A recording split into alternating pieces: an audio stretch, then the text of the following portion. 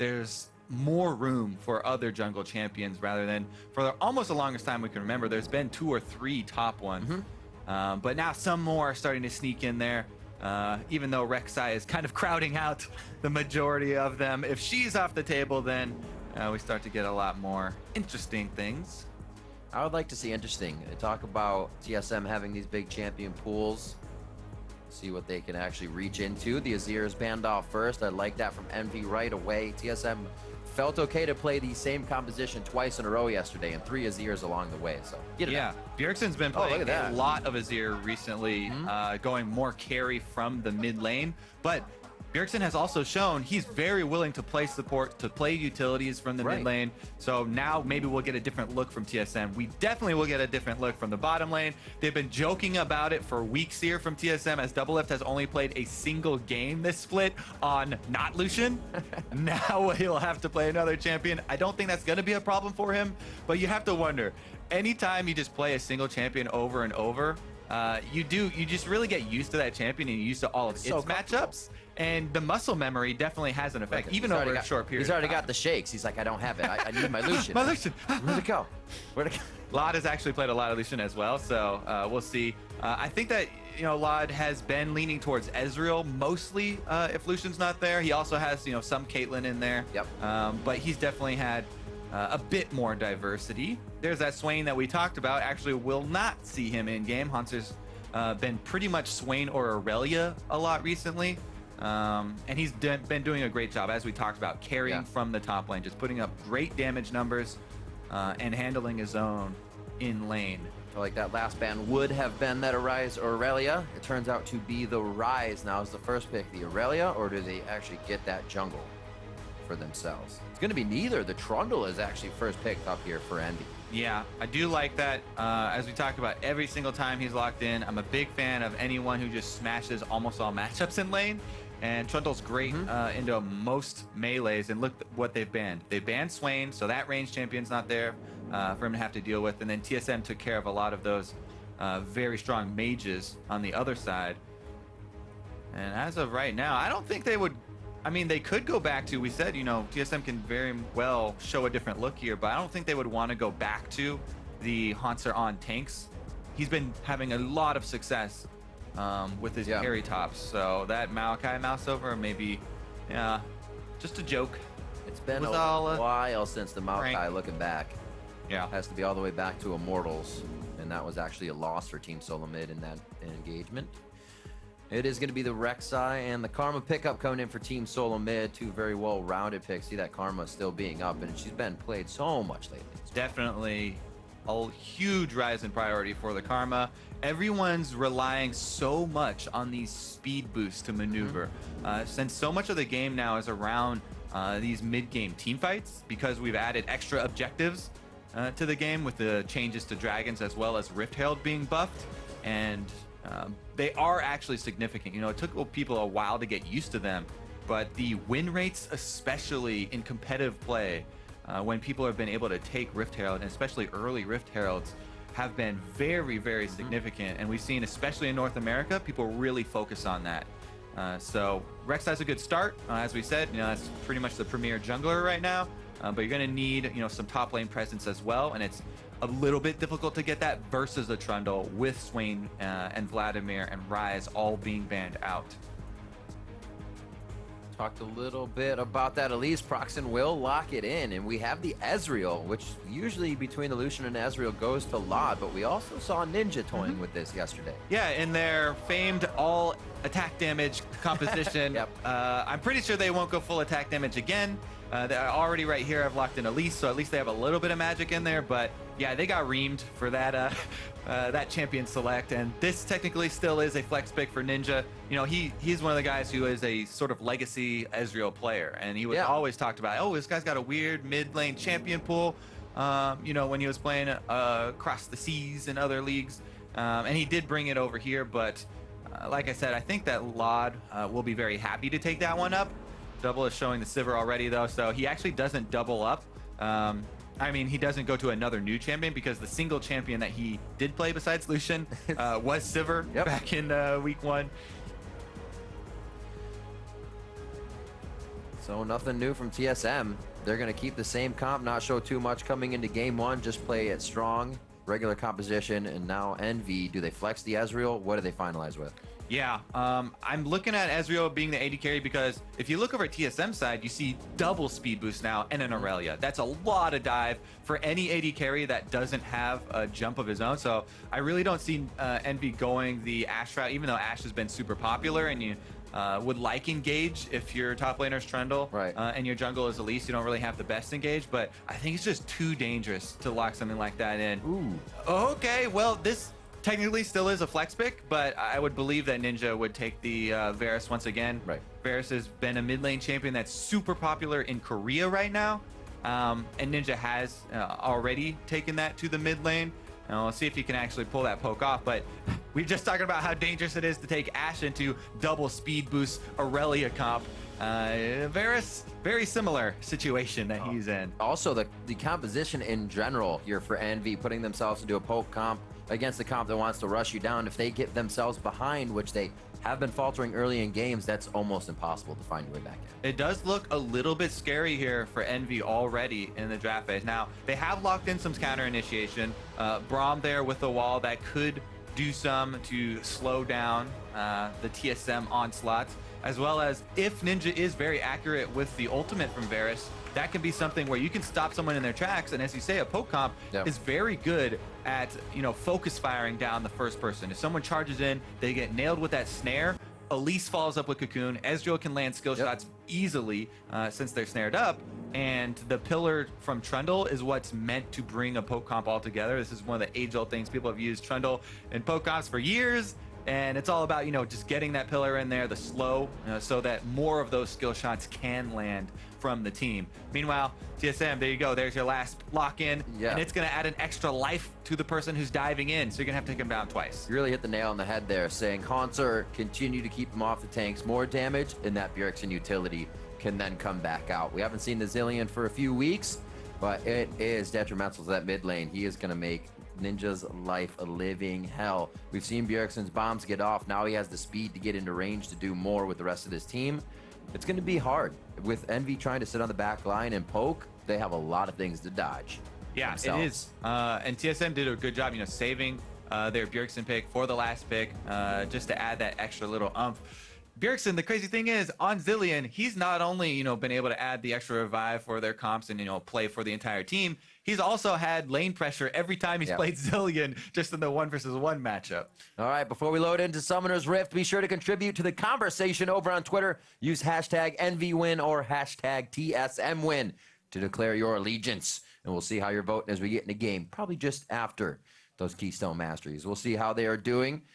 Getting on to the Rift here, Envy really looking to find how they can do against these top teams. They've been faltering a little bit. TSM undefeated in the LCS, but really not feeling that pressure just yet. They said, we've lost a few games. We're just going to keep playing how we are. Yeah, I really do like the mentality the TSM players have too. Every time I talk to one of them, they're like focused on continuous improvement, which is something they taught us in school. Okay, well, we've got to invade here. We'll save the school discussion for later. But these guys, they're always looking for areas to improve upon, right? And there have been mistakes from TSM. They have dropped individual games, at least. Exactly. And they always have that critical eye, looking for, what can make it just a little bit smoother. These guys are very dedicated, and they're putting in a ton of work to stay at the top of the North American LCS. See if Envy can topple them today or not. I don't like what's happening, Kobe. These wards, they better mean they want to find each other in a 2v2 and not avoid each other in a lane swap. After all this smack talk, they're going to switch lanes. I hate to break it to you, but yeah, the Sivir Karma here are just hovering in mid lane. As you can see, they're waiting for someone to be revealed upon on wards so they can make their decision which side to try and seek. Envy are going for that top side swap, and it looks like Double Lift and Biofrost and Double Lift are the first to reveal over that ward. So there they go. Envy switch gears. They send them down bottom. Let's get out of there. And Lod will be able to take the fight to Double Lift as soon as they transition into team fight phase. And he's got his tier stacked up already and worked through that early curve of Ezreal. Give him some Qs. Q over the wall. Be a bro. Oh, man. No love. I guess not. As he passes by the red buff. Oh, well. Oh. I mean, here comes the love from Biofrost. Nicely played. Ninja actually walking into that prevented himself from taking a bit more in the early part there. It could have been a tether if Biofrost came in, but obviously level 1 Q. Yeah. Unfortunately, did not work out with that early level up. So there's a couple things, that go into these early plays. Of course, when you're in a lane swap, everyone always talks about, oh, the map is now swapped to top and bottom curve here rather than red versus blue, and you should be hovering, especially if you are on something like Varus, to your strong side of the map. For blue side would be the bottom side, but at least he does hold on to his flash, you can say there, and he just trades his ghost for the exhaust. That being said, took a bunch of damage on the way out. Here's our new fancy lane swap mode. You can see both of the turrets' health very, very close here. Should go down within seconds of each other. And the mini-map just moved over to the left side, so nobody gets lost there. Bjergsen early teleport back, and he has the freedom to do that since Ninja here is running the Flash Ghost. Extra Doran's ring now from Bjergsen to try and add extra AP. Here comes the repeat gank, or the answer gank here, and Proxen is seen. As we've been watching the lanes go down on the side there, just around 2 minutes, you can see it's still down. Svenskaren's flash would blown by the invade as Hakuo went in for the blue, so that'll be up around 7 minutes. We'll see if it deters him from getting to the lanes. But as we expect, timing quite close here, just a 200 gold lead in favor of TSM. Yeah, and with the help of the Karma gank early, plus the fact that Bjergsen's running teleport, so you can shove super early and you can go aggressive and then use your teleport to get back to lane. Because of all these factors, he's up CS early in lane once again on the Zillion.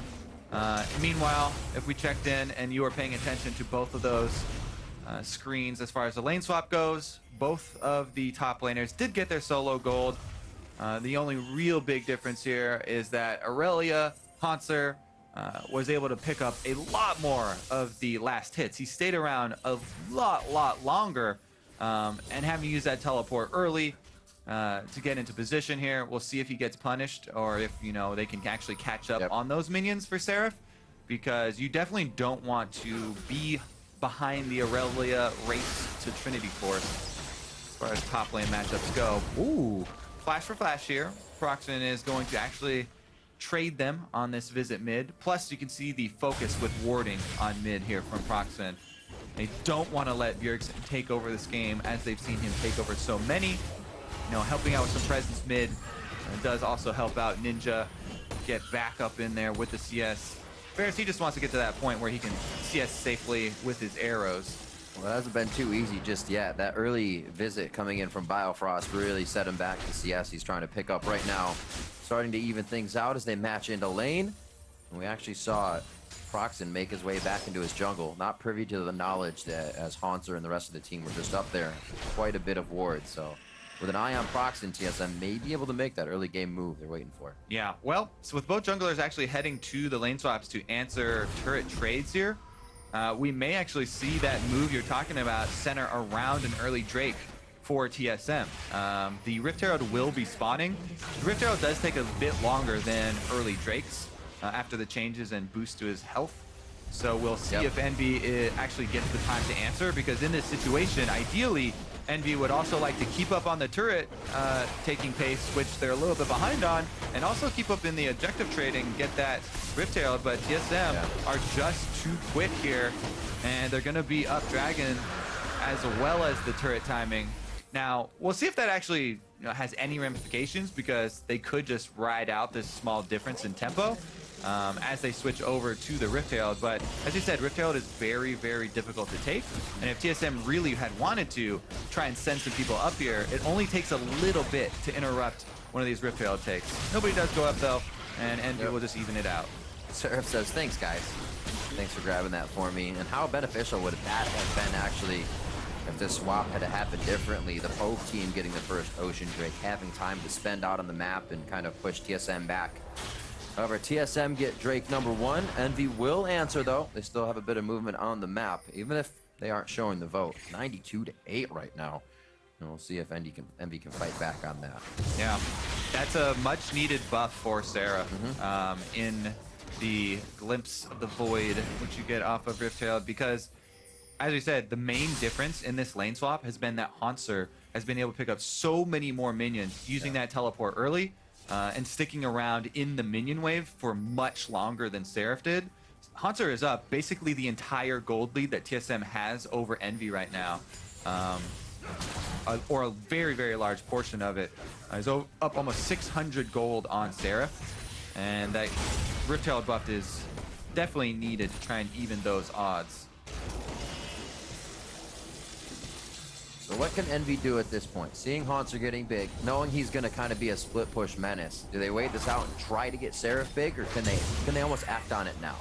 I mean, yeah, that's what they're trying to do right now, right? Seraph is holding the wave at the turret. He's trying to catch back up in CS. The big thing is that he's going to have to go purchase before that really means anything.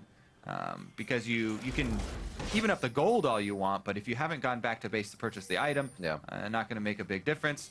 And Double Lift and Biofrost come to shove him in. They want to put a stop to this freeze, which is pretty easy for them as Seraph is taking a lot of damage from the minions as well. And it's very difficult for Trundle to actually CS under turret if he's low like this, facing this duo of poke. Oh, he actually may even go for the dive on him. He doesn't really have a wave clear, still stacking the Jarm's Fist, and I don't know if it's going to be enough. He is able to get a few bites off. They didn't have a full connection or just damage on the turret as Hakuo approached. Nice double bomb. They definitely were surprised by Hakuo, and the reaction there was very quick for Bjergsen to teleport in to make sure things did not go terrible. Uh-oh, hook here. They walk it in. Chain of Corruption connects. Biofrost puts himself up front. I'll be the last one out. Don't worry about it. And all this time, Hauntzer, 3 CS in that bot lane. Yeah.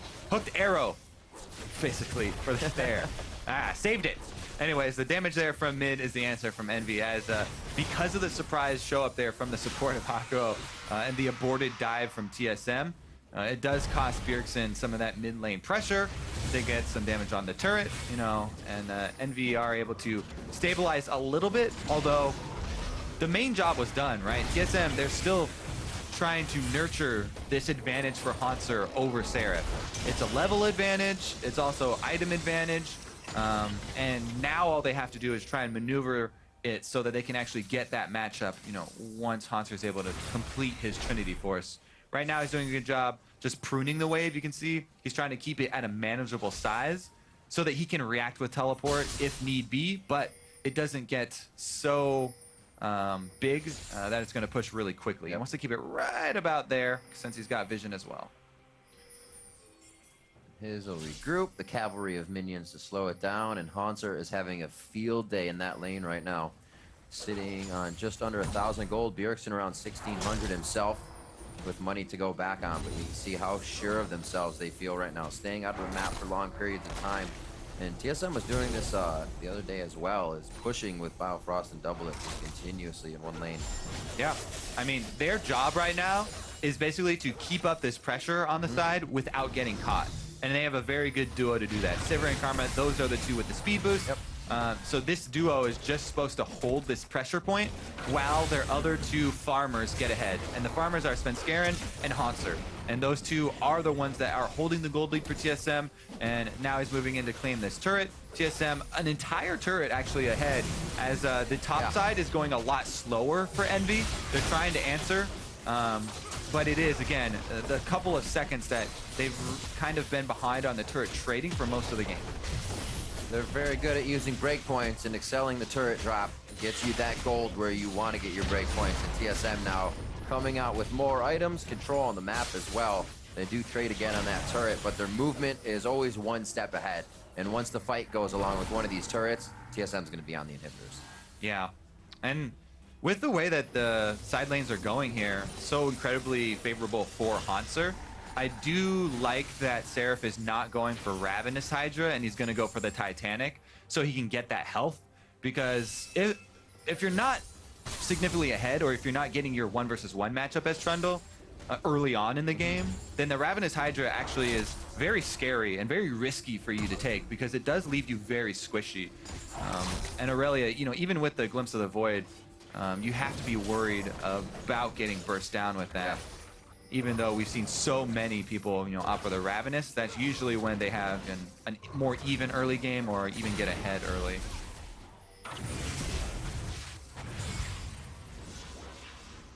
Another Ocean Drake, 2 seconds. The TSM is already huddled around the bottom side of the map. Proxen is in range with the majority of the team. The teleport's ready for Seraph, so we may get some action here. But as a poke team, Envy would love to see where TSM is first before they try this. Definitely they would. Landing poke before the objective is crucial, as they don't really have a super strong tank to soak up any damage, with Seraph, being the one that's been kept down in this game. Now, if we broaden our spectrum here and look a little bit at the overall team comps and how people are, reacting to those with their in-game purchases, I really do like the Svenskeren early Merc treads on Rek'Sai, because one of the things we mentioned in Champion Select, is how the poke comp full range is going to try and CC the first person who walks in and focus them down. Even if the Varus ultimate lands or the Cocoon lands, Aurelia does have her passive for tenacity, and now Svenskeren with the early rush on Merc treads, plus whichever one does get caught is going to have the revive from Bjergsen. They're building into countering it as well. Here goes a demonstration of tenacity as Sven gets cocooned. That teleport from Seraph as well. This isn't even home guards. We're at 13 minutes, so they're going to be crawling in on this one. He did just finish the Titanic, though, so he's got a little bit of damage to bring to the table. The TP now coming in. That's going to be from the top lane. And Hanser, Seraph is the focus as he gets exhausted out. This one is slow going as a 13-minute 5v5 brawl in the bot lane for second-tier turret. Disengages, and it looks like TSM's gonna stay for the turret. Yep, they're gonna try and get some extra damage here and finish it off. They do have the extra shields to push through. On to Seraph, they do take him down, understanding his subjugate was down, an easy target, but they trade now 1-for-1. Svenskeren very low, comes back up with the Chrono Shift. Hakuo's gonna, no, yes, he does go down. Doublelift able to get the boomerang onto that one, and now Proxen is left up the river here. He's gonna be eventually falling, as the rest of the team is looking to clear waves, get themselves back into position here. But TSM, like I said, they're going to get one of those fights around a turret, and they're going to take a lot if Envy is there to go down as well. Yeah, and that is when everything comes crashing down around Envy's ears. TSM pushed right through. That early revive from Bjergsen is able to get Svenskeren right back up, so they do not even give away a kill. They not only knock her down the turret, the Drake is there as well. And the snowball is in full effect for TSM. There it is, full confidence to dive in on Seraph. We talked about how he was the one getting kept down, so they focus him again, take him out early. Bjergsen times his revive, so Sven gets right back up, flashes out, and he even was able to bait around extra kills. Really, really well played here from TSM. I have to say, very rarely do we talk about huge advantages, I guess, coming from Champion Select, but we talk about each step of the way during the pick bans, and TSM, this is what it looks like when they have the speed boost plus the revives, and Envy goes pick comp. Yeah. Their last couple picks were the Varus, and they kind of drafted themselves into a bit of a corner here. Unless you get like a super good early lead, or TSM really messes up on an aggressive move and tries the tower dive and botches the tower dive early on, it's pretty hard for a team like this that Envy are running to come back. They're going to try and do it right now with sieging up at the turret, but there's just so much control for TSM, and having taken all of the turrets on the outer sides for TSM, there's such a liability for Envy of getting flanked. It's extremely scary for Envy at this moment. Only going to get tougher. And what do they ban next? You talked a little bit about coming out of champion picks and bans with kind of the lead already. And when you ban away even just about any lane of TSM, you're getting a lesser evil, not necessarily a champion they haven't played in a while. They're still good on the third, the fourth, the fifth pick they have to go to, so it becomes very difficult. And we'll see the test here against Envy working for TSM. They come through with a speed composition and now are the inhibitors 16 minutes into the game.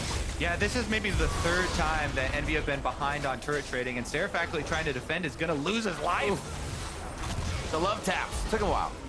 Extra love there from Doublelift. Thanks to my old teammate Seraph.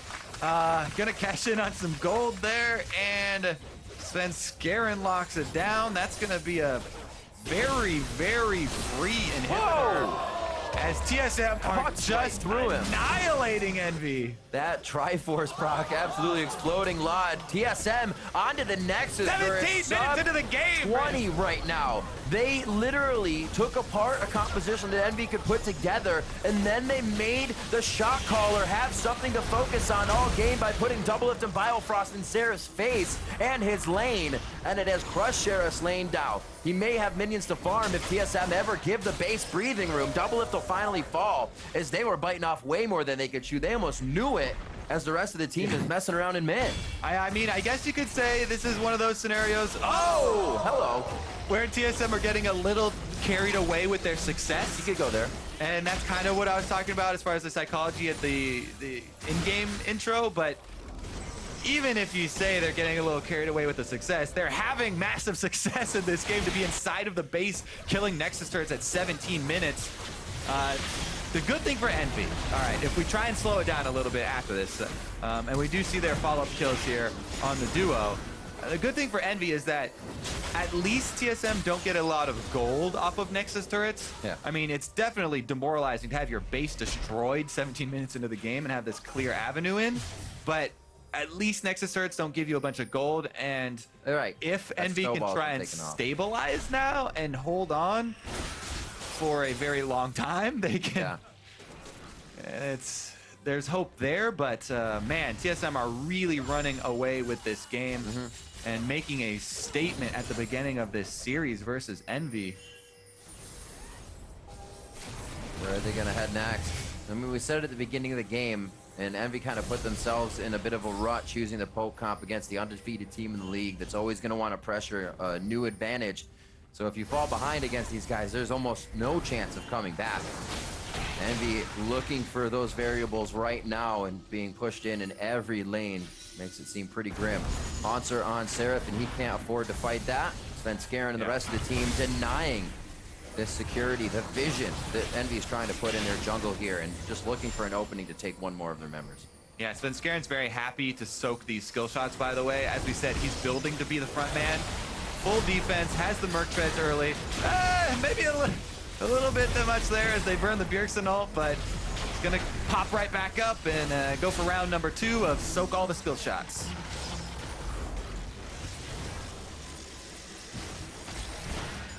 Looks like they'll be able to clear a bit.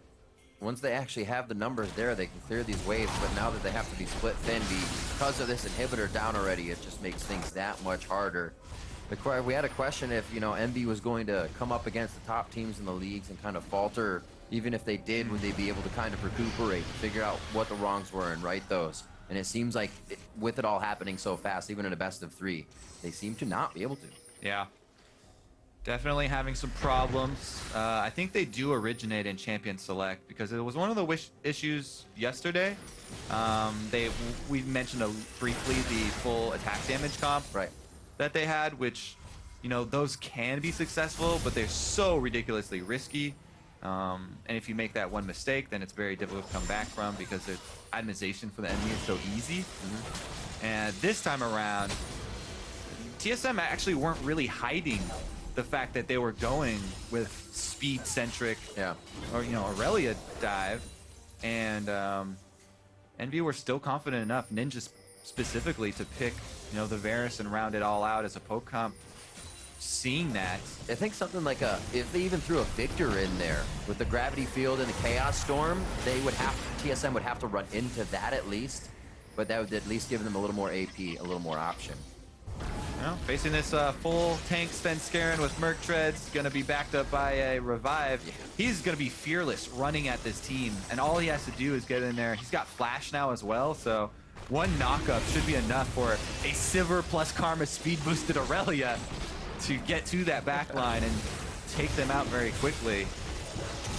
Trundle really only works as the front line in poke comps if you're ahead and you're using the pillar at the enemy turrets to slow them down to land their skill shots.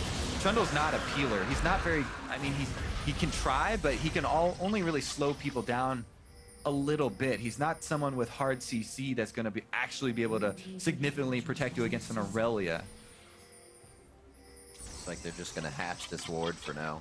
They move off. Past one. Everybody take a bomb. They tried this yesterday. Looks like they're gonna bait it. Yeah, that ward though, Envy shouldn't get too far ahead of themselves. Nice hail of arrows actually slows down the back part of the team, but as you said, Svenskeren feels just fine going in by himself first and allowing the team to regroup on him. TSM back off, looking for a finalizing fight and another open inhibitor there if Envy were to engage, but it looks like they're playing it as safe as they should. Oh, okay. I was gonna say he's taking the wrong path, but he gets the save from Proxim. Yeah, those are the two frontline guys though. That's what TSM wants to be up there. They're fine taking the hits, and TSM can return to the same strategy.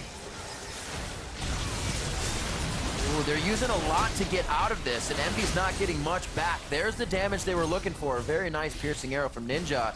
Makes TSM think twice, but oh, double it, thinking 3 times. Some strong disengage there from Envy. This is what they want. They want multiple disengage opportunities.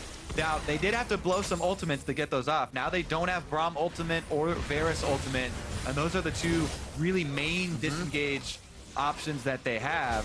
So with double lift, that Sivir ultimate, and Karma always having very low cooldown on her speed boost being back up, Envy have to be much more cautious for round number 3.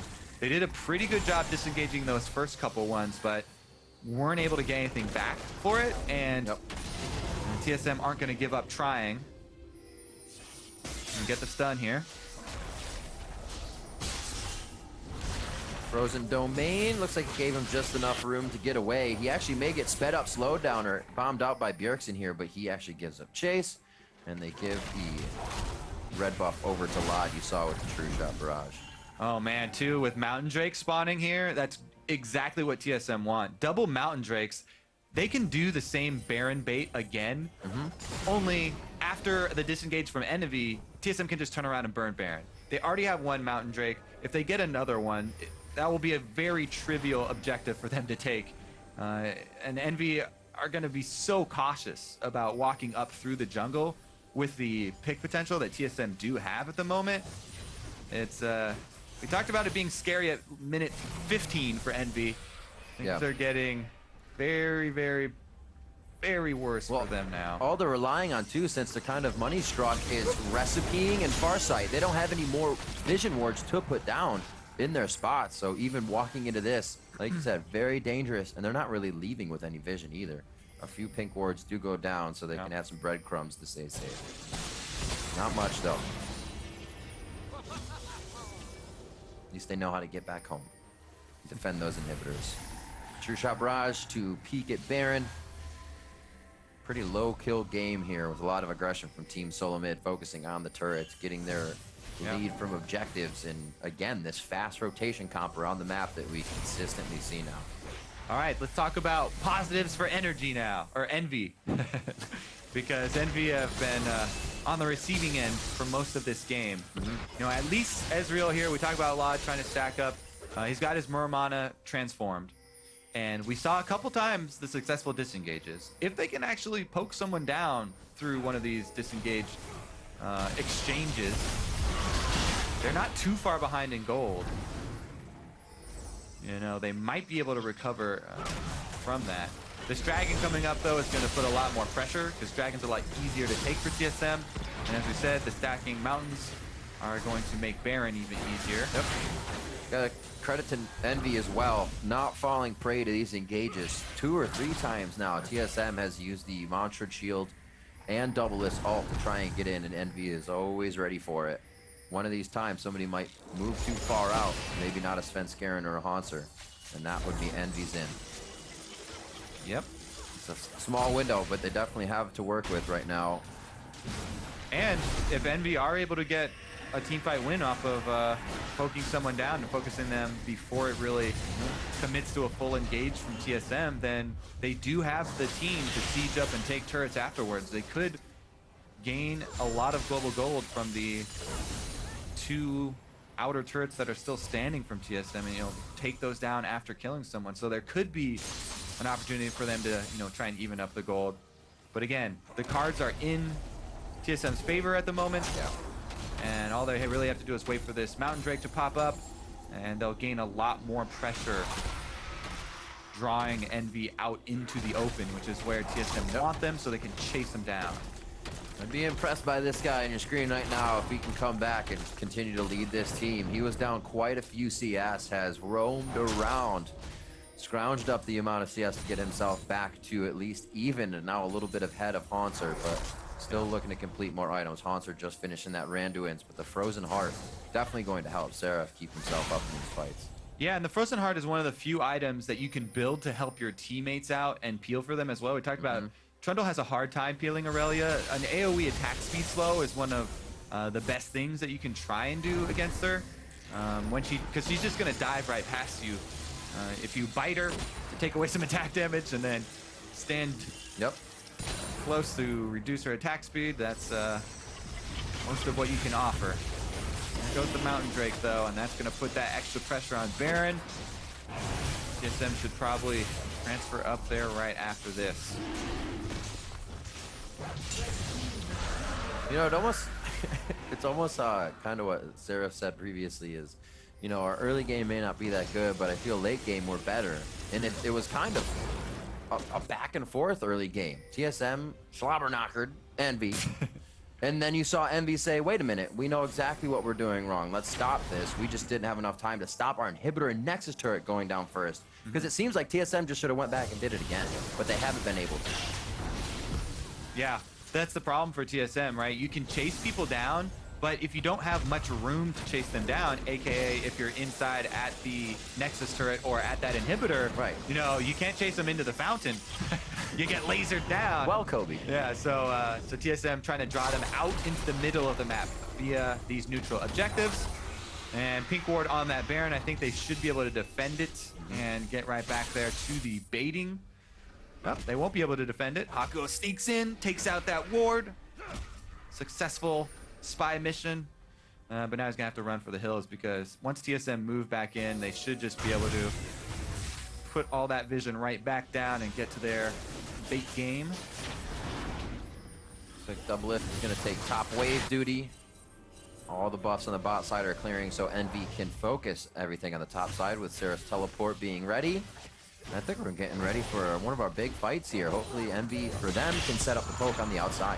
Definitely. And focus, that is the key word. That's word of the day for Envy Riv, because they're going to try and focus fire a single person down. They have all of these range champions and then the pillar to try and slow that person down.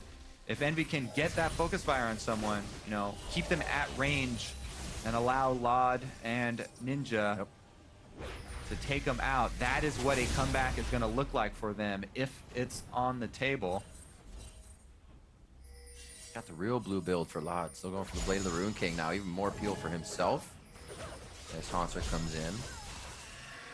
They don't want anybody getting close in these fights, and Seraph wants to get up close and personal here. That resolve is going to hit. Ultimate from Doublelift. His flash is also close. It's carried over the wall! And Envy gets popped up like a bounce house. TSM's going to try to keep coming through on this one. Seraph will go down first. They actually went in to engage on what they saw 2 or 3. The poke comp engaged. Okay, we're changing the word of the day to patience, Riv. Because Envy, when you're running a comp like this that's so fragile, we talked about this is exactly what TSM wants. They want to draw them out into the neutral objective. Here we go, another fight. Oh, you got to get close. You got to see what's going on in the Baron Den, and it might just cost Envy more of their members. Haunter staying alive with the Chrono Shift. Ooh, just in the last second. Bjergsen, and it looks like 2 of them limp away. Biofrost looks like he wants to stay in play, but Envy has lost ground on the Baron, and they may continue to lose the objective now. Yeah, Bjergsen has teleport, so that's why he's going back to base. He's going to teleport right back in. There he is. He's going to actually flank Lot. Oh, Ninja's in trouble. Yeah, hopefully not close. Ninja double bomb. He gets stopped up. Thunderlords as well. The finish is going to come from Bjergsen, actually, onto Ninja. And now they finally turn after somewhat of an extended ace in the park home run for TSM and Baron. Yeah, this is a very clean game from TSM. The setup from every stage, champion select, into the in-game counters as well, looking at what Envy drafted, you know, getting early tenacity, really just playing a well-crafted strategy, and the execution has been there for TSM. So game number 1 looks very good for them, and Envy just need to regroup after this, because this is a best-of series. Putting a lot of focus on Haunter and Doublelift as well. A Frozen Heart built up as well by Hakuo to get those auras kind of mixed up if they get split up in the fight. They're just looking to stay alive here and at least poke from range, but they're not getting any range. TSM closing the gap almost immediately every time they approach Envy's team. And here on the middle inhibitor turret, Doublelift and the rest are going to start focusing the top side. Back to the inhibitor that we killed at 17 minutes. Yeah. Revisit you with Baron buff. And TSM close in on all sides. You can see they've got the 3-1-1 here. All the inhibitor turrets are going down. Inhibitor on the top side, and TSM close the loop. Also one-on-one in the bot lane between Seraph and Haunter. And Bjergsen's going to go ahead and lopside that matchup. They shouldn't have too much longer to take down this turret. Envy scattering back and forth, trying to figure out which wave is going to be the one to stop. A hit up onto Haunter stops him from going in, but the team is ready to actually route them from the other side while taking this mid inhibitor. Yeah, there's just an absurd amount of speed on TSM's side. Zillion, Sivir, Karma. Yeah. Like, you can't catch anyone at this point. You can Their rotations are over 9,000 RPM. You consider it for the catch, the skill shot hit, because they're missing these cooldowns that they need to actually hit at a pivotal point in the game, and nothing's matching up with their targets because they're shielded like that. Doublelift ultimate up again if they even get an even stickier situation that they have to get out of. And a Mikhail's to boot. And they're gonna go ahead, get that Baron back, and right back at it. Not much left in Envy's base. Yeah, you can barely draft more speed. If maybe if you had Hecarim and Rammus as your jungler and top laner instead, then this would be Janna? the king. Yeah, Well, then you lose Karma, so I don't know. See? Ooh. You got to give up somebody good. I feel like let's play a new game. Let's draft the ultimate speed comp that would actually still work. And I feel like Rammus and Hecarim would actually still work in this. Yes. And then Cloud Drake can feel involved. Yes. Sadly, we have not had any Cloud Drakes. No love this game. This would be the game to have them. TSM claim another mountain, and that means they'll be able to kill the Nexus that much quicker because that's one of the only structures remaining. Oh, so slow, but the flashes are up, putting them in range of Seraph. One goes down, and potentially the final fight of game one of the series here as TSM looks to have eyes on the Nexus.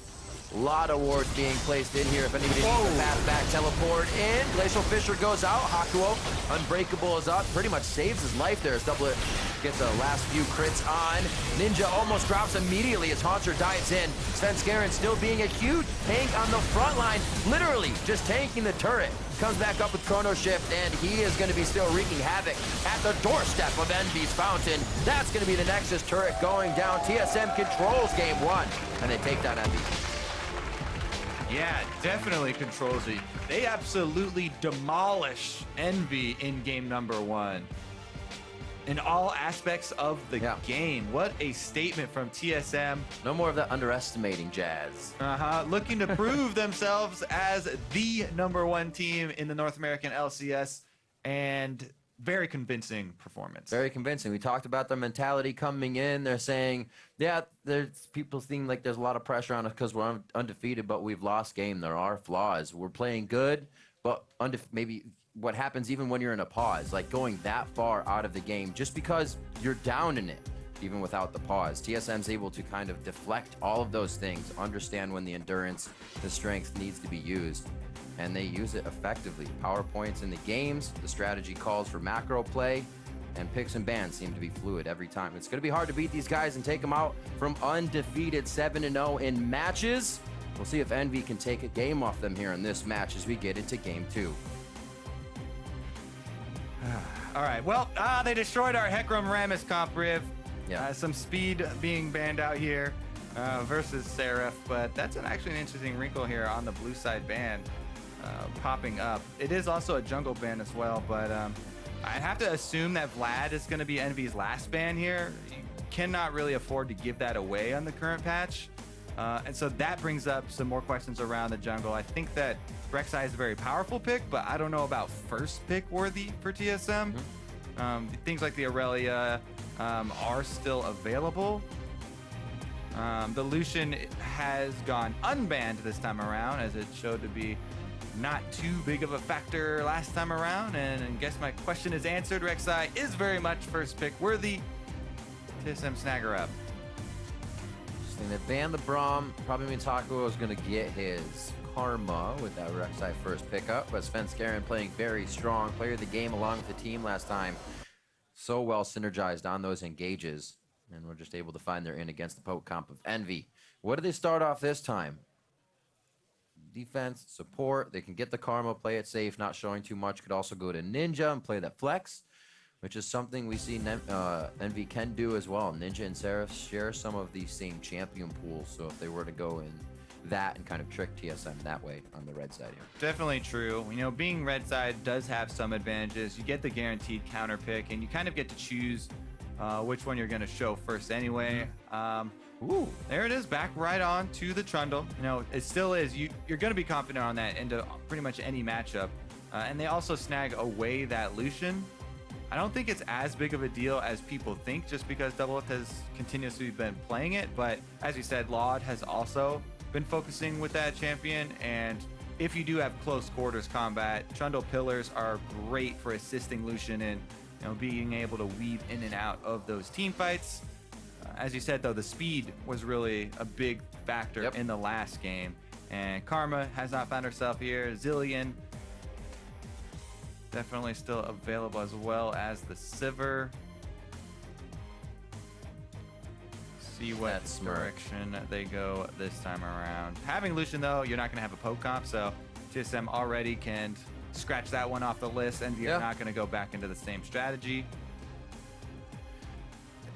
Actually won't get the Karma either. Be interesting to see what Haku goes for. Obviously has one of the bigger champion pools in his aggressive play style, but the Braum ban, the Karma pickup, and the Swain grab as well for Haunter. It's been Swain Aurelia, and then sometimes maybe Fiora. Back to Swain. Here we go. And Swain, as we said, you know, last game, it's one of those range matchups that you would rather take into Trundle than one of the melee ones, and he can try and get some harassment down on the Trundle if they do end up in standard lanes.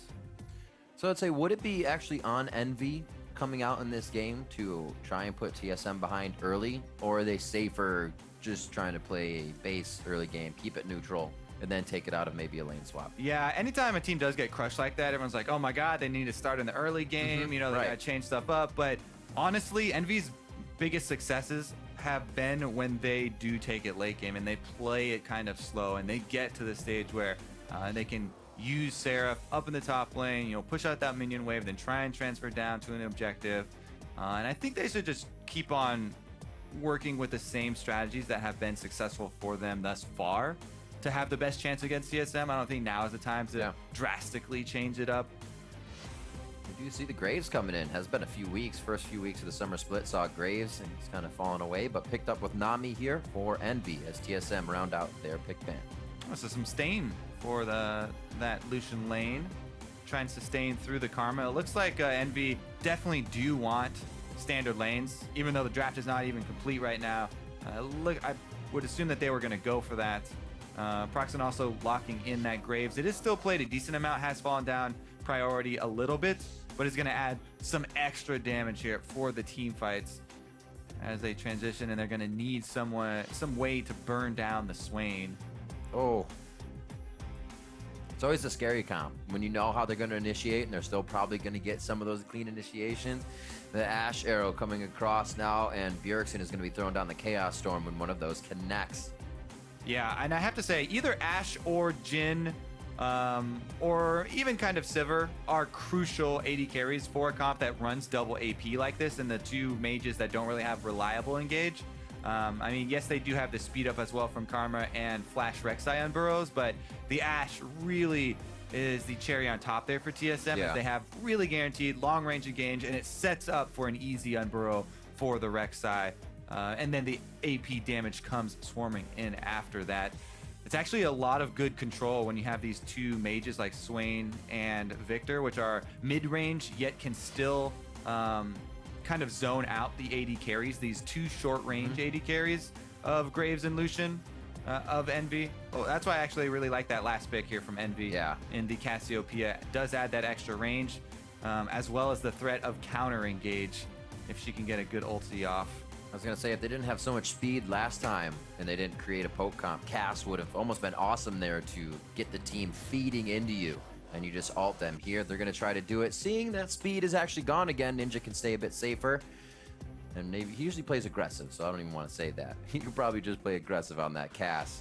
Looking to load into game 2 here. Envy has had troubles against the top teams, but can they show well in the early game and hold that lead? It seems to be where they can get aggressive in the game and kind of turn it into their own pace. If they haven't been able to do that, we've seen their opponents quickly take the lead and quickly shut down Envy.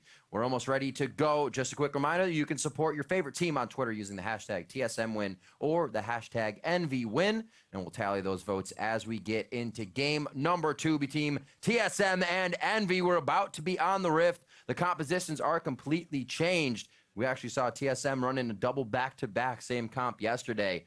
I think they have so much to run, it actually just scares teams coming into these games, and that's why you should go for comfort. It seems like Envy has done that coming into game 2, and we'll see how it plays out in this best-of-3 series. We are on to the Rift.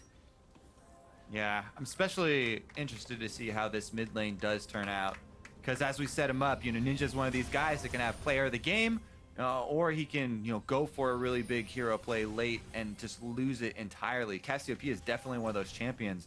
A high potential for DPS just because of the way the kit is built, kind of as that machine gun mage, similar to Ryze. And the power of her ultimate can be game-changing for those late game team fights. However, she's also fairly squishy. And you can see running the cleanse to avoid an Ash arrow. Problem is, cleanse is not going to get you out of that unburrow knockup from Sven. And you might make some early visits mid. Uh-oh, this invade is going to get a lot of damage on Hako if he goes past. He does not walk past, and only gets out with losing his ward. TSM up gold after that kill. Yep. Woo. 1 CS for Biofrost. I actually had the pleasure, TSM rather, of playing against Froggen's Cassiopeia yesterday, and it did take them off guard. We saw one of those games being a loss, and Echo Fox brought it to a 3-game series with game number 1 win. So Bjergsen a little privy to play against that in this week. Like we said, with that cleanse, could catch Bjergsen off guard if Ninja goes hard here. Proxen on the Graves, are not too much crowd control to enter these lanes for their ganks as they start this one off. Yeah, and it is going to be that lane swap from Envy, trying to get away from the Trundle-Swain matchup. Because I feel like they might actually even seek that Karma Ashe matchup with the sustain from Nami. But it might just be also Lucian short range versus the Ashe and Karma poke. They don't have confidence there.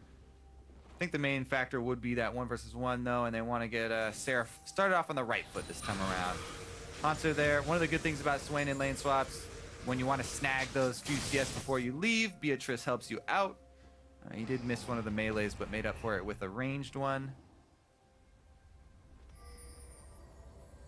So bot's taken, the red will hit, Svenskeren will get his Raptors, and then give the blue over to Bjergsen if they have the time to do so, and Proxen can't make his way over. We actually see this happening quite a lot with Rek'Sai and mid laners. Yeah, and Hanzo's sticking around for a long time once again. Ooh. He actually deals a decent amount, but he's going to have to get out of there anyway and use his teleport early once again.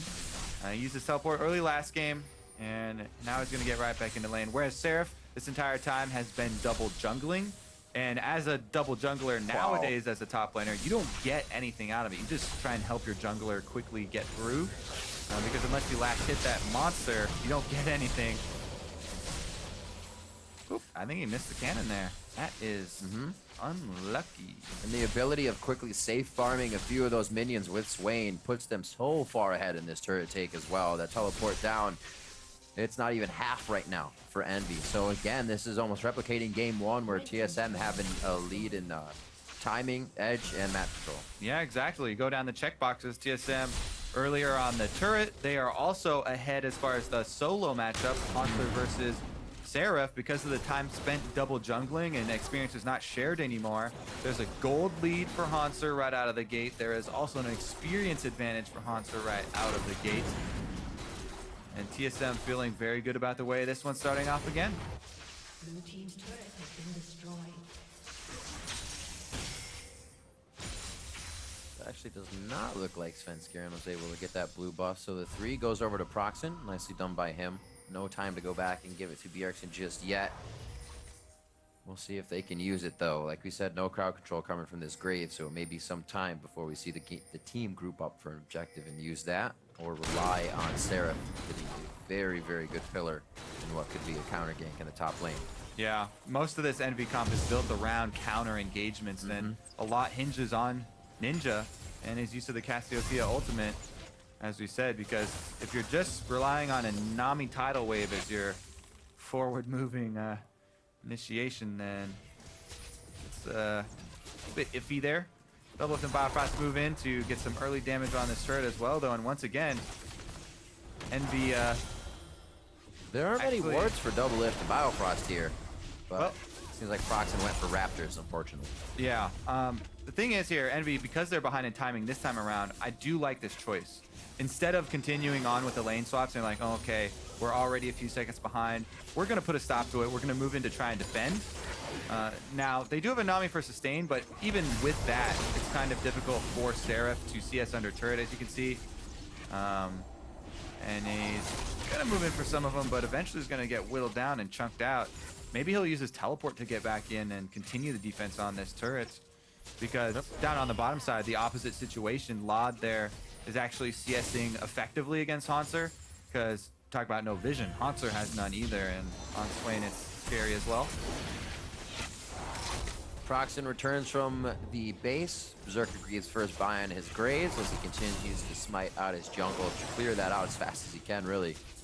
Looking to give a little help to the bot lane here, possibly after Gromp, but Lod, like you said, seems to be doing okay by himself. Yep, Proxen heading down as well. It does get seen by Sven Skaren, and it'll just be a little bit of a love tap on the way out.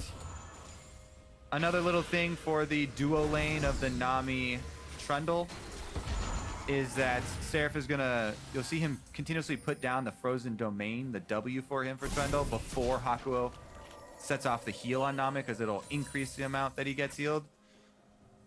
Trying to sustain is the main issue here for this support top laner duo, and they are just getting pelted with skill shots from the Ashe Karma as poke continues to land. Bjergsen actually moving up for an early dive as the poke is actually taking its toll on the duo lane. He's only come back with that previous, or just one buy so far, and it looks like the Spidey sense goes off. Hakuo may actually get himself in danger here, but he goes up knowing that Bjergsen walks over a ward to exit. Gives a little bit of free time to Ninja in mid. He's about to wave up now, but things have been played very slow after that first turret take, like you said, compared to game number 1. Envy definitely used that time to figure out what had gone wrong between game 1 and game 2 when they talked to their coach. Yeah, they are able to slow it down, and with the teleport, Seraph has actually been able to sustain okay and get back under this turret and get some of the CS for himself, so definitely good for Envy to slow it back down and kind of stabilize this game, as at the very beginning of the lane swap, it looked like it was going in the same direction, and they put a stop to it. 7.5 minutes in. Looks like we're gonna have an Ocean Drake for our first. Oh, I'm sorry, that is a Cloud Drake. I missaw. Yep. So it will be speed this time, and they don't have all the speed. Go figure. Monster 46 to Seraph's 28. Again, our featured matchup. We just saw it from the first game. Coming up on 10 minutes, looks like Hanser's going to have the better of that as well. Yeah, this is the thing, and now they're swapping it. So Seraph is heading down to try and lane versus Hanser at this stage. Who's got the wave to himself. Exactly. Frozen right in front of the turret. He's just using his ult to sustain here. And he's waiting for the minion wave so he can just walk it in here and just keep it at this stage. Yeah. This is going to cause Envy to... Oh, we even missed that CS. But anyways, this is going to be necessary for Envy to probably call down Proxen. Actually, Proxen's recalling right now, so Seraph is going to have to be very, very scared about going up to that wave. Even though Sven Skaren's not here, not going to immediately punish him. Seraph has to be so careful right now. Hanser, level 7. This is level 7 Swain. This is more important than tracking gold, by the way. Even though you look at the scoreboard here and the gold's very, very close. Yeah. Levels in the early stages are, depending on what champion you have, the equivalent gold value of the stats you get for that level is around 500.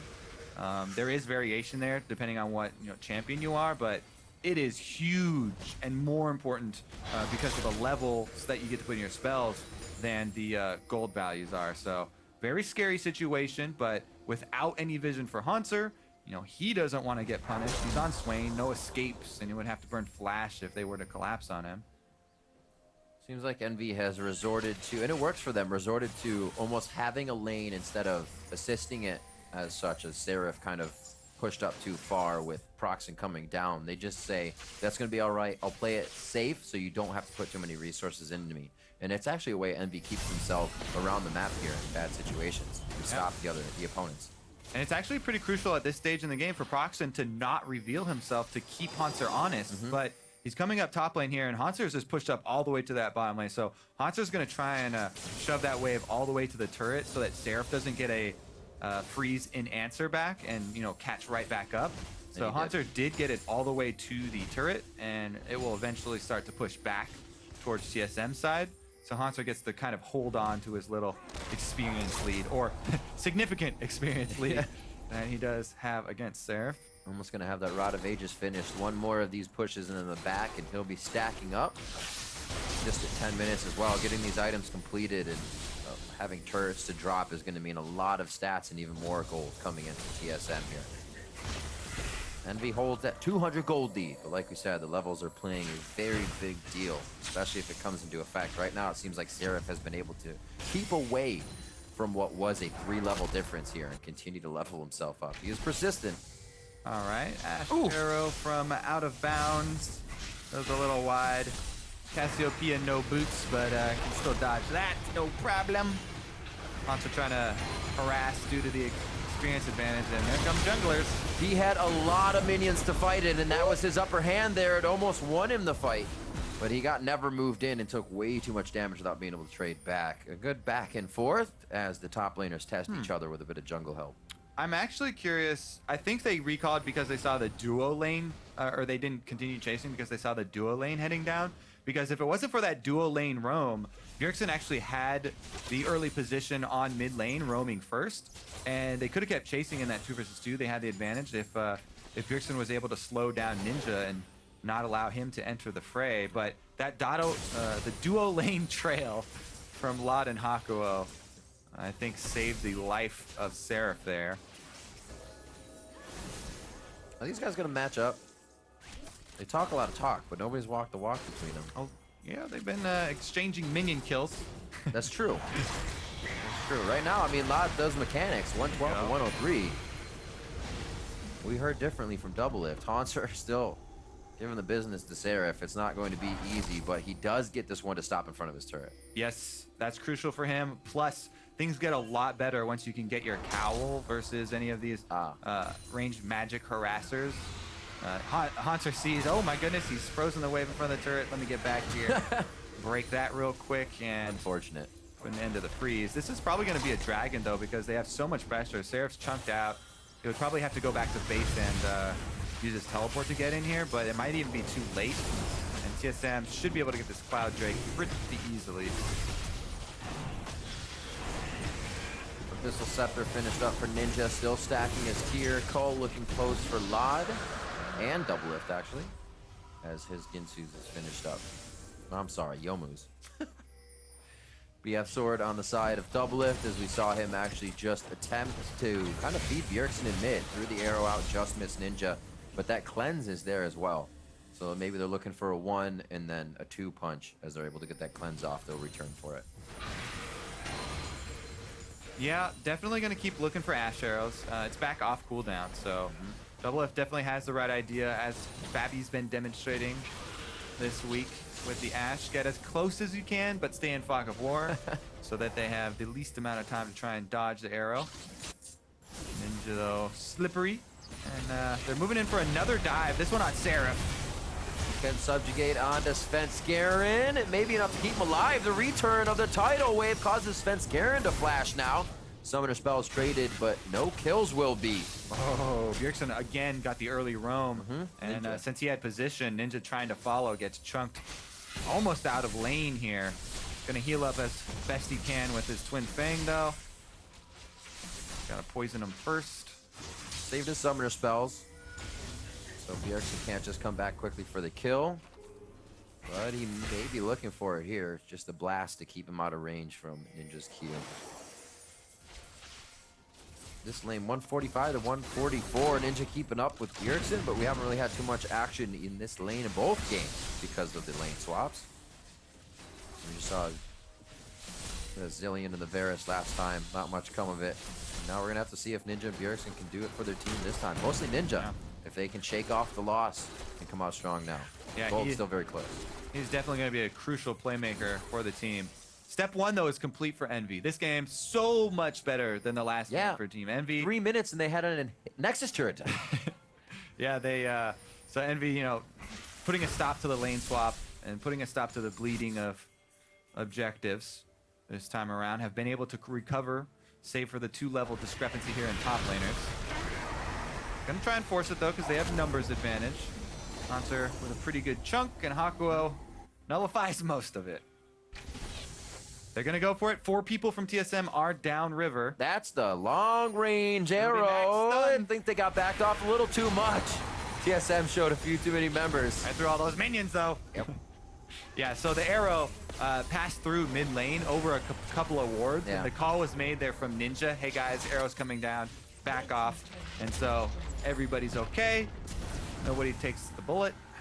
I guess in general, like the start of that arrow, the sooner they see it, the quicker they have to back off, right? Because they actually can't stay in that range. So even from across the map, you're like, well, I guess this engage is already done, even before it gets there. It's very nicely used. I mean, I guess you could have some tracking system where Ninja pings the constant movement of the arrow. Ping, it's now here, it's now here, and they it's now thread here. it and actually Yeah. win the fight. Constant updates. Haunter actually.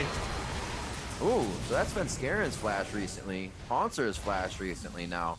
TSM seems like they're getting a little too far into Envy's side. It doesn't look like it's gonna stop them though. Now Lod's flash goes down. Whoa! There's Biofrost flash. It's a flash party. Biofrost stays alive. I don't think we're gonna get any TPs in just yet. No, that was actually Seraph going all the way down in the bot lane, and now he's gonna get turned down from TSM. But they're getting yo-yoed back and forth here. He gave up. They let him out though. Yeah.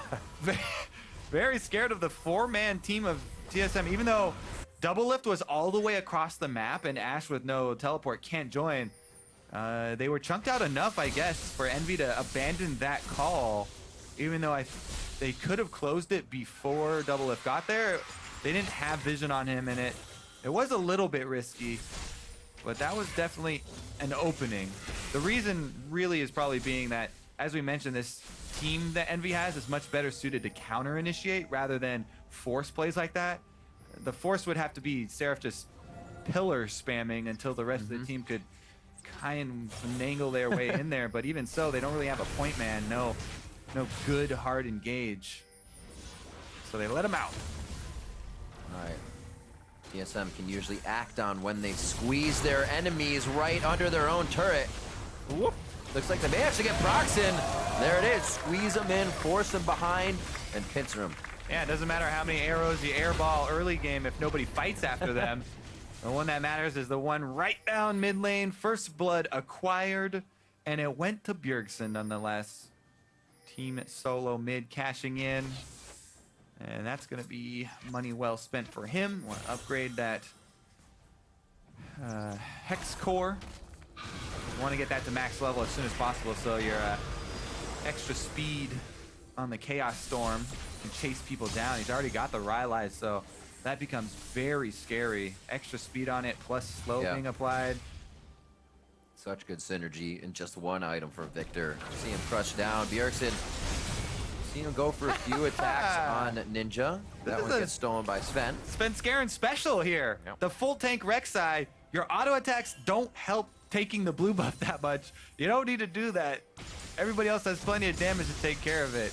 Usually I'm on the jungler's side for these things, but you're not helping. And, well, denied Bjergsen the blue again. Don't turn on your people, Kobe. They'll be mad. They'll be mad. Coming up onto 20 minutes, only 1 kill in this game. Envy playing much safer, but still looking for openings. TSM, we've seen multiple arrows fly by. That's going to be up, and Doublelift is coming straight up the lane. It does not look like they'll go for one right here. They want to get close. Oh. As you said, they do. There's the cleanse onto Ninja. Yep, gonna get out of that one, but cleanse down, and they'll time the summoner. TSM give them space. This is just another win. Cloud Drake, excuse me. But Envy are gonna go in and take it up, it looks like. But just giving a position on mid lane, I mean, giving a turret, oh, okay, they do cut off the minion wave, so at least they won't give a mid turret, but it's still gonna be top turret. And I don't like giving a mid-game secondary turret. Extra gold at this point is worth so much, as well as the map control. If you're the team with Ashe, that's great for TSM. I guess you can say Envy are counting on, hey, this Cloud Drake is going to give us the out-of-combat move speed to dodge the next arrow.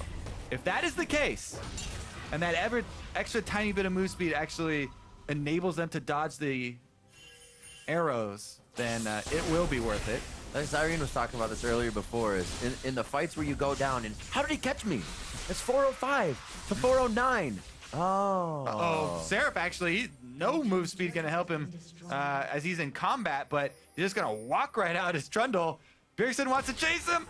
That's the Chaos Storm. They finish it off. It looked like he actually had a good path out there when he denied some of the vision, but Bjergsen just AoE. I'll find him with the AoE. He had hope. Getting over the wall.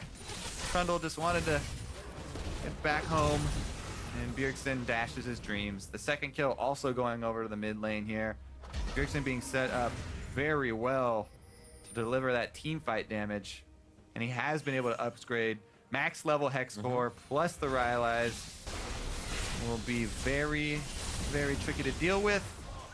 Looking to get that extra arrow in while the cooldown on cleanse is up, but Ninja again able to dodge it out. TSM again controlling the map, and like Envy, looks like he'll get half health. They look to answer though. This is when the timer gets a little behind for them, and they're trying number 2, trying to act on everything. When TSM gets a chance to react, they're always on the right end of the play, and that's going to be Lod and Hakuo going down as they only get half health in the second tier. Yeah. Looking pretty rough once again, and the early Baron calls here. This is a 21-minute Baron, by the way. Versus Echo Fox, this cost them. They do have 2 people killed on Team Envy, though, so things looking very good. They're burning through it. This is going to be up to a miracle steal from Graves. You know, Proxen can try and fire the ultimate in, or even send his body in. He does have flash. Vision. They can go for the steal. Ninja gets there. Does nobody have a ward? Smite fight! Ninja, put your ward in. You have a Farsight. They're just taking it. Wait. There it is. Oh, he doesn't get it. They put it in at the last second so they can't kill the Farsight. But they still don't get it. Proxen goes down immediately before he can flash out. And TSM do secure the 22-minute Baron this time. Yeah. All right. Well, this was Envy trying to make up for lost time. You know, they were like, oh my God, we lost our bottom turret. We need to make up for it. Turret on the top side, but hand caught in the cookie jar here as Sven and Bjergsen come to cut them off. And that's what set up the entire Baron situation. TSM running away with this game as well, and they are not letting this series even look close. Envy, they did have kind of a soft schedule to start it out, and so they were at the top of this. Oh no, you hate to see that. Lod will be able to get away with the flash though. Oh, he doesn't want to give up. He's gonna have to. They're just being persistent because they can at this point. That culling in the direction that you want to run is just like, let me go that way. Does get out though. I'll just put these guns down. Yeah. But yeah, things going from bad to worse now for Envy as the Baron buff allows TSM to accelerate the pace of the game. It was already extremely quickly going in their favor, but now they're going to be able to get that split push rolling with Hanser up top and the rest of the 4-man squad whittling down this mid lane turret, maybe even setting up for another dive. They're pinching in actually. Hanser was just about to back, but they said we have a good wave coming in. Yeah, the inhibitor turret is open, which means mid is going to be free now for Bjergsen and Doublelift to take, as they won't find really any resistance other than Ninja. But unfortunately, they're baroned up, so they can't get any closer because of the cannon minion. Yeah, that's Walk away, let it get closer, then approach it. spicy meatball. Problem solved. Seraph's going for it. According to Kobe, things are getting saucy, and Lod's going to be the first one in. There's Azanias there, so they can't really approach too much. Haunter's going to throw the ult on with Azanias, and he'll be perfectly fine. That kill is going to be, or rather turret in the mid lane, I should say. Oh, look at those hops. Oh, There. bye-bye, Proxen! Oh, the dog caster minions! Pew-pew! Caster minions. Look how big the projectile from a Baron empowered caster minion is. That thing taking down Proxen, and TSM making it look easy. 24 minutes in. War on two fronts successful inside the inhibitor turret. And they are going to have the first inhibitor in the mid lane, but they have all the pressure towards the top side. TSM, they like to stay for the long haul. We see them inside their enemy's base quite often for an extended period of time. Here it looks like they'll give a little bit more respect. Dragon in 30, don't want to give anything like that up, and they already have waves pushed up in their favor, so they have time to get back and breathe. Yeah, that Infernal Drake is TSM property as far as Summoner's Rift is concerned. And just a matter of time. Svenskeren gonna steal away that as well. All your jungle belong to Sven, except for those two. He's a sharer and a carer. I wonder how many people even still get that reference. It's a little old, a little bit dated. All your base? Yeah. It is. Pepperidge Farm, remember. Oh well. We are dated. All right, there's the Infernal Drake. Welcome home, my friend. The TSM Infernal Drake. Yeah. Your sacrifice is appreciated. And Team Envy will need to pray to some other god, because they are not being heard at the moment. No kills for themselves. They do have two turrets, so it's not a two turrets and a Cloud Drake, so it's definitely not a perfect game. But it's looking like it's going to get a little bit rougher for Seraph. He might end up having to try and pull a sneaky teleport to get out of here. Otherwise, he's dead. Ooh, just outside of the gravity field. Subjugate onto Bjergsen. But three's a crowd, and Seraph thinks so too. He goes down. 40 seconds on the death timer for him. TSM get more free time on the map now. 5v4. Yeah. At this point, we Really got can't be stopped. start thinking about what this means for the rest of the league. Yeah. Envy was lauded as a contender here, you know, trying to push up into the upper echelons of the North American LCS, and they definitely have done an admirable job, especially as a new team, separating themselves from the rest of the North American LCS. But TSM just seems to be in a league of their own. Yeah. Even above Immortals now, who say that they're having troubles because everybody in the league is getting better, and that's where some of these teams actually need to look to now, is the second half. See where the troubles were in the first half of the split and figure out how to right those wrongs. Bjergsen, very, very low, gets knocked up. Seraph can get on him and bite, and it's actually going to be the kill going over Ninja, who's very low. There's a kill coming in for Lod. Haku Oster, or rather Biofrost, strikes back. Sven on the outside, really just toying, looking for a bait, but Envy knows their priority target. They know who they're going to focus. The flash from Haunter dodges the end of the line coming in from Proxen, and it's a huge amount of damage because that would have killed Haunter, taking away a lot of the damage that TSM's fighting with right now. The tight plays that TSM is making is throwing Envy for a loop. Well, they got on the board. At least Envy got some morale boosts from the kills on Bjergsen and Double Lift. They took down the carries. However, Haunter, with the constant shields from Biofrost, just stays up so ridiculously long. Bjergsen positions really far forward there, and then honestly one of the rare mistakes we see from him, but he gets punished very heavily. Nice job from not only the miasma from Ninja ensuring he can't get out, but also that bubble landing on top. Hakuo recognizing it was easy to land, and Envy, the only problem now is taking down the Swain that still has Zonia's. There's the shield as well from Bio, and that is the turn for them. However, the damage was done. TSM, their main objective was already accomplished, taking out that inhibitor. So 2 inhibitors down means they have a lot of pressure to work with. Oh! Proxen going down. And Svenskeren right back in the mix. You see this Rek'Sai all over, and we don't really talk about the map control too much, but the way Svenskeren, or the way you can play in the lead, is you have tunnels everywhere, and you and the team are right back in the mix when you need to be. You can see Doublelift has already put the Wrath Potion on, so he's trying to do a bit more damage as they get the last bit of resources. Even Ninja has put the gold into the elixirs here as it's getting that to be that time at the end of the game. Yeah. We haven't really been checking in on the items just because 10,000 gold lead here for TSM. Right. And soon to be Baron buff. Let's see if there's some kind of miracle. And nope. Ninja's not even going to try and go over there. So TSM Baron going to join TSM Infernal Drake. And one inhibitor stands. Looks like they know where to go. Yeah, not for long though. It's all by the book now. One last turret to go down, something to fight around, something to squeeze Envy closer in. Get that wombo combo in. We've seen Sven Skaren getting his flash engages. That's not going to be the one. And it might just be an arrow over the shoulder of his teammates as Doublelift peering into the eyes of Envy. May look to have it connect as this inhibitor turret goes down. Doesn't really have a priority target, so they're going to go ahead and walk it through until Envy gives them one. All right, last ditch effort here from Envy. They're going in. Haunter more than likely to try and fight that. Hakuo on the back, not huge to be hit by the arrow, and you can see Envy still somewhat want to take this fight. Running for the fountain, they're going to look for the home guards to get back, but they use every bit of HP now, and TSM's able to drain that to 0.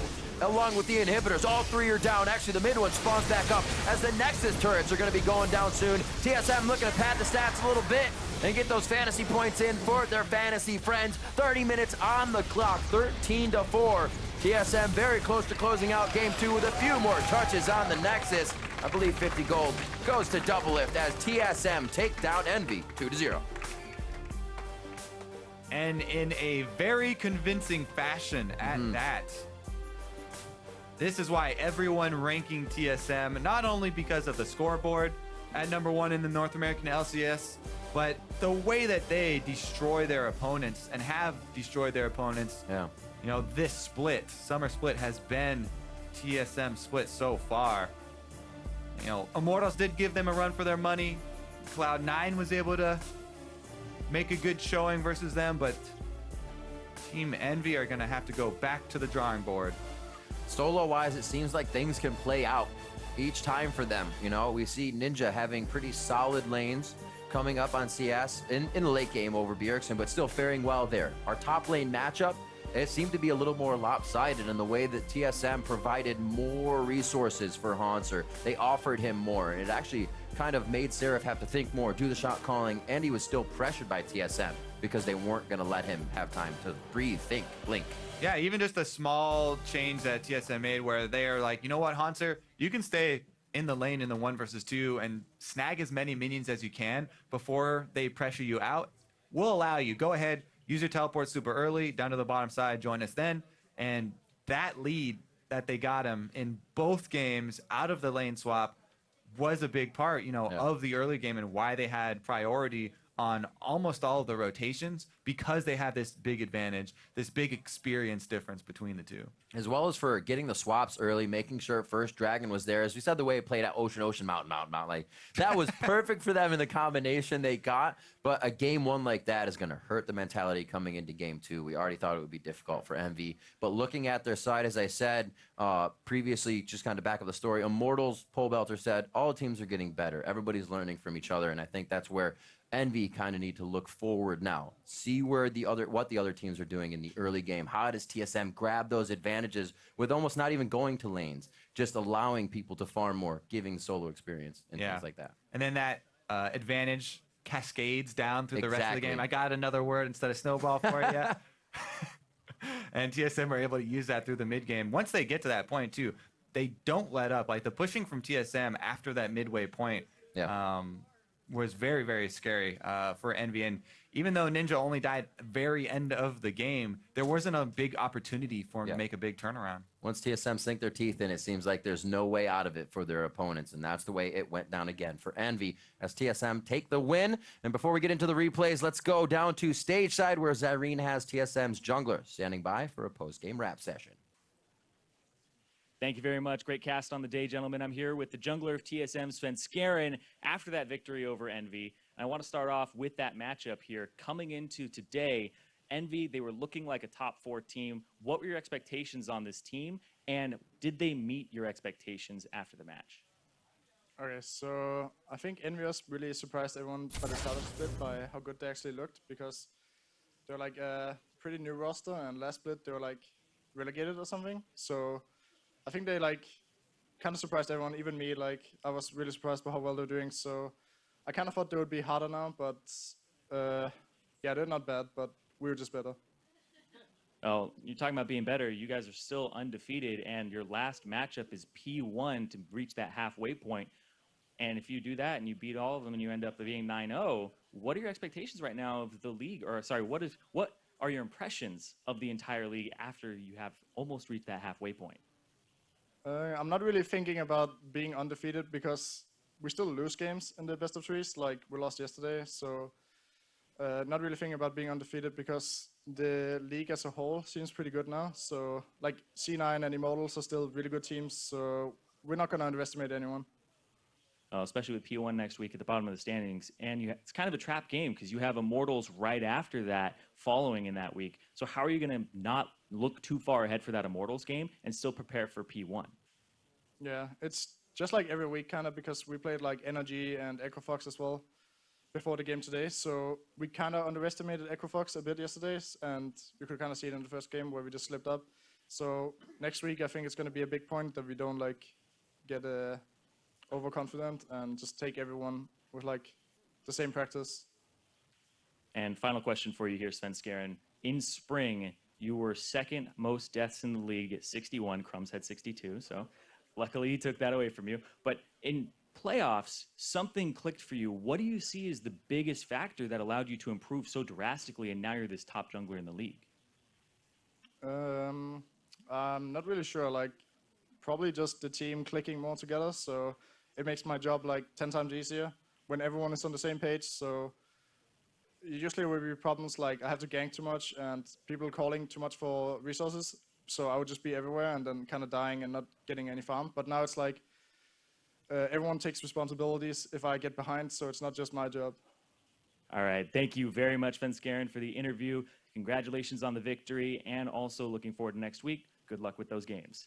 Now we're going to send over to the desk with Dash, Mark, and the death leader of spring. That's very